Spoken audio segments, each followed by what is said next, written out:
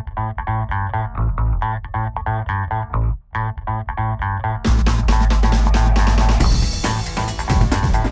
the first ever Sports Talk. My name is Dan and this is what we'll be talking about today. The Sport Talk we will be discussing, is the Nations League a success?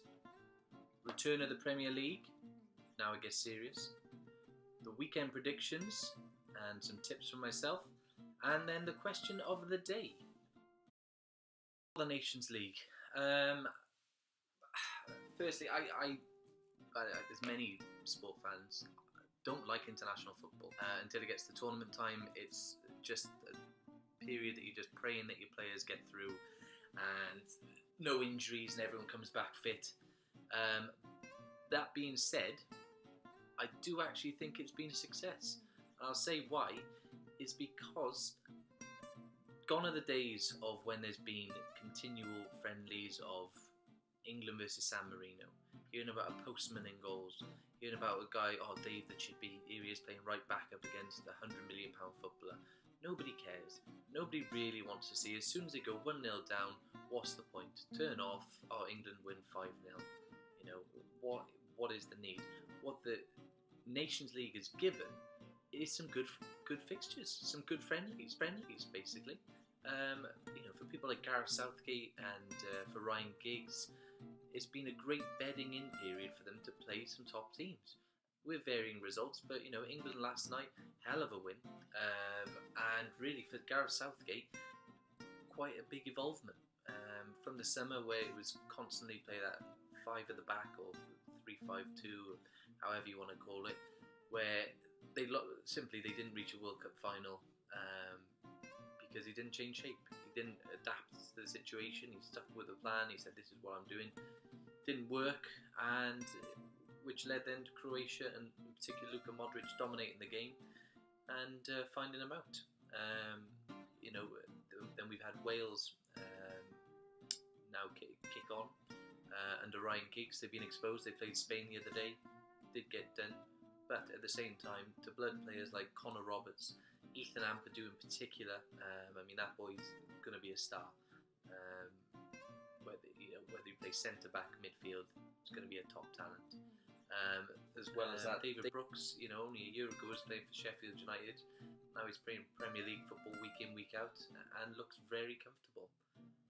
And then when you go back to England, you look at some of the players they had last night against still a good Spanish team.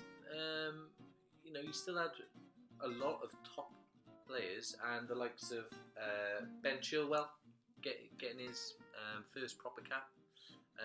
Joe Gomez, who is really kicking on now and turning into the player he was always threatening to be prior to his horrific injuries. Even Ross Barkley, time he kicked on, and he does look like he's starting to show that promise. Harry Winks, okay, neat. Tough game against the Spanish because they're so good on the ball.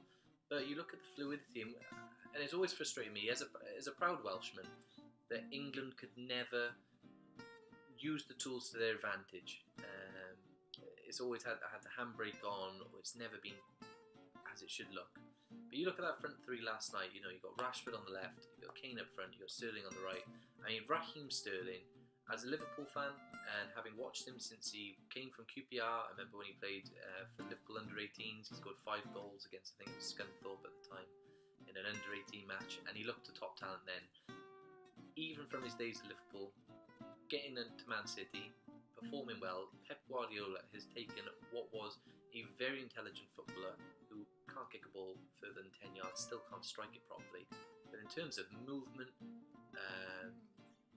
game intelligence, knowing what to do, knowing where he should be, he gets himself in the right areas. It just doesn't convert to the level he should.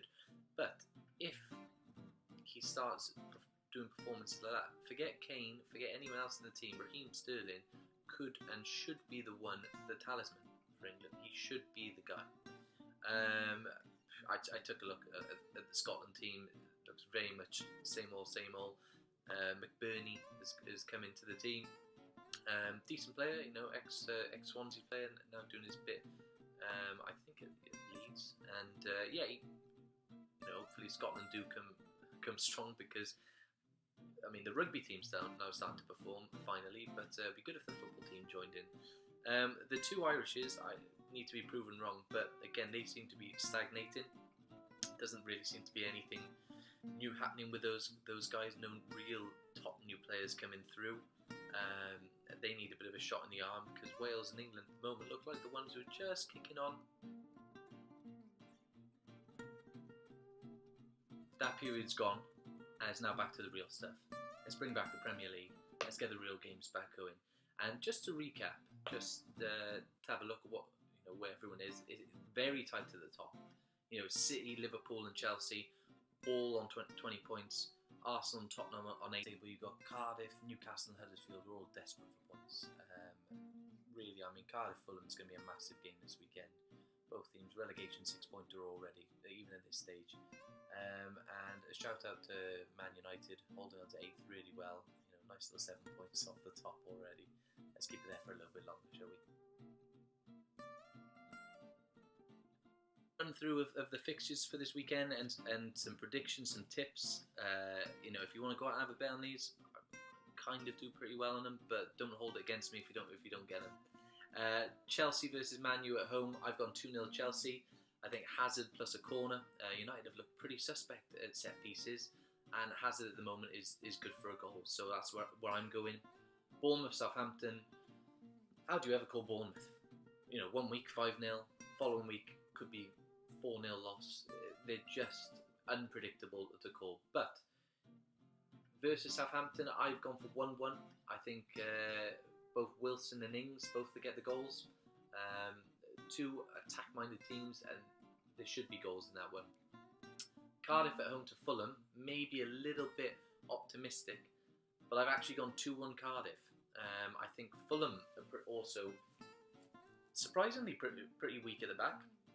I don't know if Mawson's going to be fit for this weekend, but you would have thought they would have tightened up a bit. But yeah, I think Cardiff, particularly at set pieces, going to slow the game down, get the ball in the box.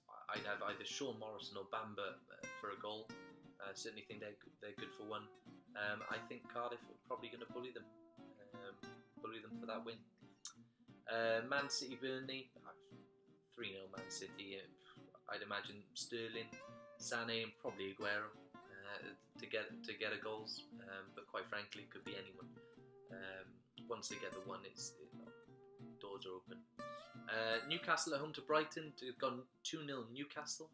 I think Newcastle are just going to get a little bit of momentum now, and don't know who is going to get the goals for them. I think Kennedy probably be a strong bet. I would never back on Hosselu.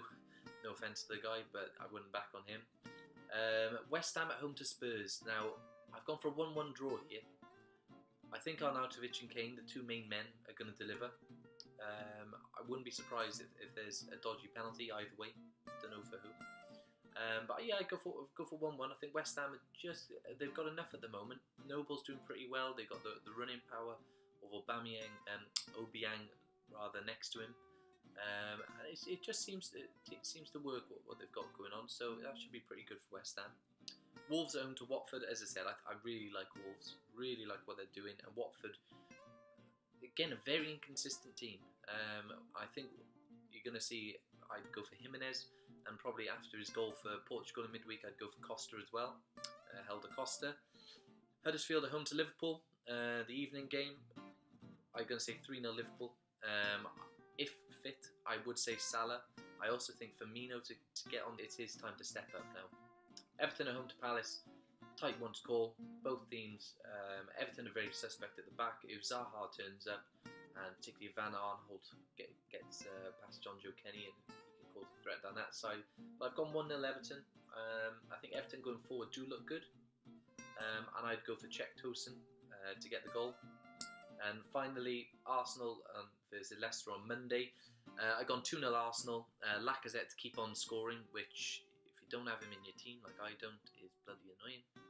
And then someone like Ramsey to pop up. But that's the predictions for the weekend. Let me know how you get on. Going to be looking to do a question of the day or week as we go along. And for this week, the first one, it's going to be, if you could take any player from another Premier League club and put them in your team, who would it be and why? So, do you need a goalkeeper? Are you desperate for a centre-back? Do you need a striker, left winger? Write in the comments, let me know, and let's discuss. Sport Talk. Let me know what you think, and see you next time. Ciao.